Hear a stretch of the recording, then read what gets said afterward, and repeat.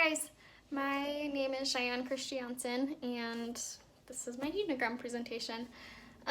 So this is my genogram. I realized doing this assignment that my family is extremely boring.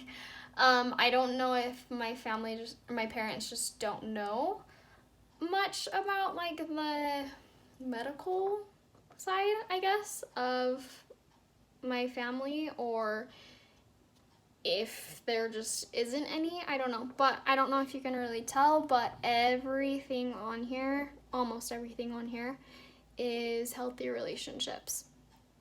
We had the typical, like, every family has moments of when relationships were not healthy and harmonious. But overall, relationships are very healthy in my family. It's not until you get into like my aunts and uncles on both sides, and their marriages, that you start seeing like the divorce and the step families and that kind of stuff. But obviously they weren't included in this assignment, so I don't show much of that on mine for right now. I do have my one great grandpa that was divorced, apparently early on. I didn't know this, but he died when I was like 2, so I didn't really know him anyways. I do have twins in my family that run in my family, and I do have I guess I technically don't. Miscarriages and a stillborn on this side, but my dad was adopted, so I guess technically that doesn't run in my family, or at least in my genes. So because my dad was adopted, and these next couple of things I didn't add on here, which I should have. But because my dad was adopted, we don't have like his medical history or like his parents' medical history, that kind of stuff. So when my nephew was born, he was born with a cleft lip and a cleft palate. And my sister-in-law doesn't have anything like that in the history of her family. Obviously we don't have it in our side of the family. So the only thing that we can really think of is that it came from my dad. But he's the only grandchild in the family so far. So we don't know if it's going to be something that, continues, because cleft lip and cleft palate is genetic. So we think it had to have come from somewhere, and my dad's the only place that we can see it coming from. So that one is kind of a wait and see for, when me and my husband have kids, or my other brother, or they have more kids. We won't really be able to see if that's going to continue on or not. Another thing that I did not add on here that I should have is anxiety. So my mom, about 2 years ago, my dad had a traumatic brain injury, and it was so hard on my mom. In addition to the traumatic brain injury with my dad, I was planning a wedding. I had just gotten engaged. We just found out about my nephew, who was going to be born with a cleft lip and a cleft palate. Just all of these things. And she decided finally to go and get on some anxiety medication. And just seeing her now versus what I grew up with helps me realize that she probably has suffered with it her whole life. And that had she gotten on it sooner, we very much could have had a different relationship growing up. But since she's been on it, I've also noticed how I emulate many of the characteristics that she had before she got on her anxiety pills.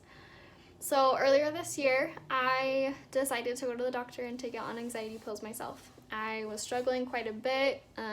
Newly married, full-time school, full-time working. For both me and my husband, it's hard. So I'm gonna put that down because I don't need to keep holding it. So it was just a really stressful time. We were deciding about building our first house. We were moving out of our apartment, moving into my in-laws. So just so many things going on.